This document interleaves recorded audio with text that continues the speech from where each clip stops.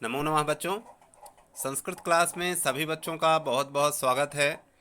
जैसे कि सभी बच्चे जानते हैं कि आगामी 5 तारीख से आप लोगों के P1 के एग्ज़ाम स्टार्ट हो रहे हैं।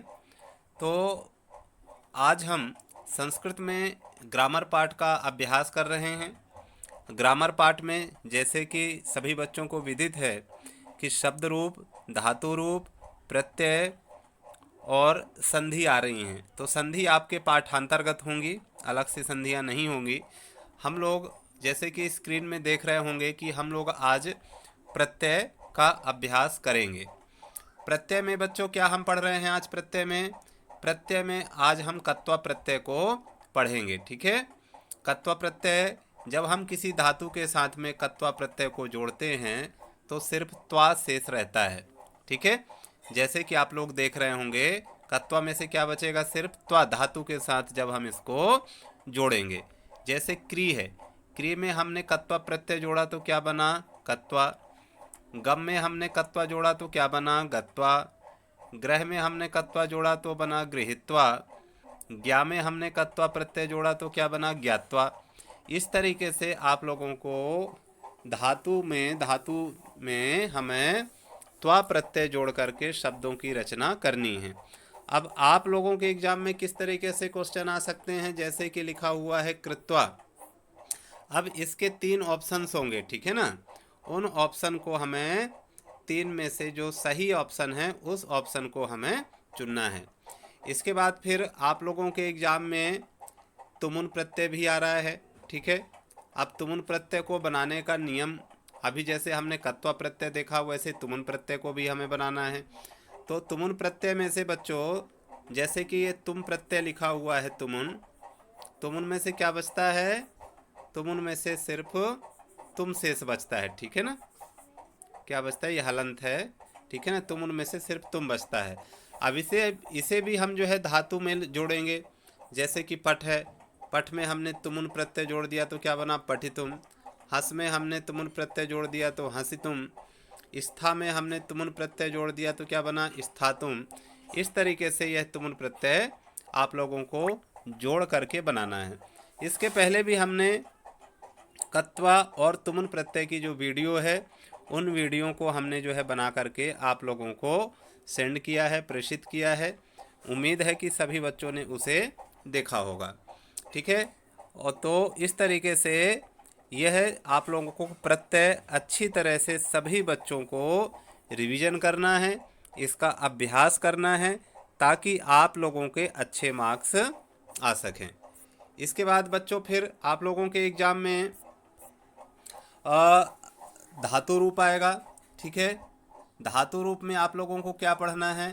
धातु रूप में आप लोगों को लट लकार पढ़ना है और लिट लकार पढ़ना है। ठीक है। लट लकार पढ़ना है और आप लोगों को लिट लकार, 2 लकार पढ़ना है।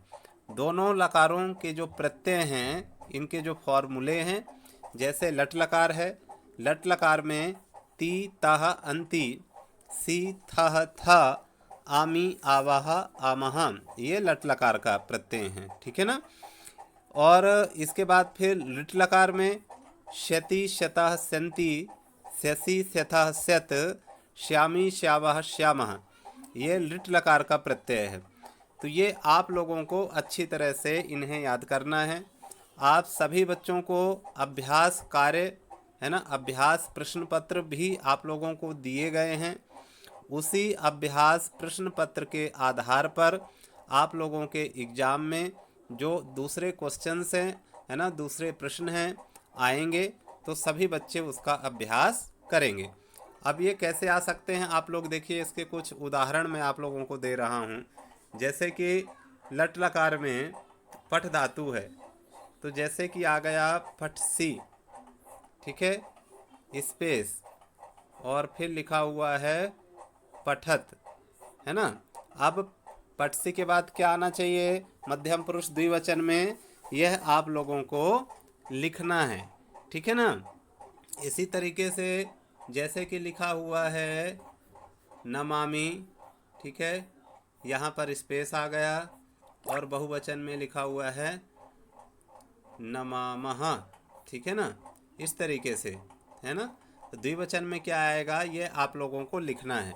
इसी तरीके से जो लिट लकार है, लिट लकार के प्रत्यय भी आप लोगों को अच्छी तरीके से याद करके रखना है, जिससे कि एग्ज़ाम में आप लोग उसे, परीक्षा में आप लोग उसे अच्छी तरह से कर सकें। इस तरह से आप लोगों के पेपर में जो ग्रामर वर्क है, जो ग्रामर से संबंधित चीज़ें हैं वह आ रही हैं, आप उन्हें अच्छी तरह से पढ़ें, उनका अभ्यास करें। इसके बाद फिर अकारांतवाची धातु रूप आ रहा है, ठीक है। तो धातु रूप जो है सभी बच्चे अच्छी तरह से, ये धातु रूप तो आप लोगों को बता दिया गया है। आप लोगों के एग्ज़ाम में धातु रूप तो आएगा ही, इसके साथ में आप लोगों के इसमें शब्द रूप भी आ रहा है। तो सभी बच्चे शब्द रूप भी अच्छी तरह से पढ़ेंगे। शब्द रूप आपको कौन से पढ़ने हैं बच्चों? शब्द रूप आपको पढ़ना है, इसमें से एक अकारांत शब्द रूप बालक, ठीक है। आप लोग सभी बच्चे बालक शब्द रूप को प्रथमा विभक्ति से लेकर के सप्तमी विभक्ति पर्यंत सभी बच्चे अच्छी तरह से कंठस्थ कर लेंगे, अच्छी तरह से याद कर लेंगे। यह भी फिल इन द ब्लैंक्स के रूप में आएगा। इसके भी ऑप्शंस होंगे, विकल्प होंगे। उन सभी विकल्पों को अच्छी तरह से देख करके सही विकल्प का चुनाव करके आपको सही स्थान पर उसे भरना है। तो इस तरीके से इस वीडियो के माध्यम से ग्रामर में शब्द रूप, धातु रूप और प्रत्यय जो आने वाले हैं उसके विषय में जानकारी दी गई है। इन सभी के वीडियो भी आप लोगों को पूर्व में भेजे जा चुके हैं। मैं उम्मीद करता हूं कि सभी बच्चे पेपर में संस्कृत में अच्छे मार्क्स लाएंगे और बहुत मज़े से संस्कृत का अध्ययन करेंगे। तब तक के लिए सभी बच्चों को नमस्कार।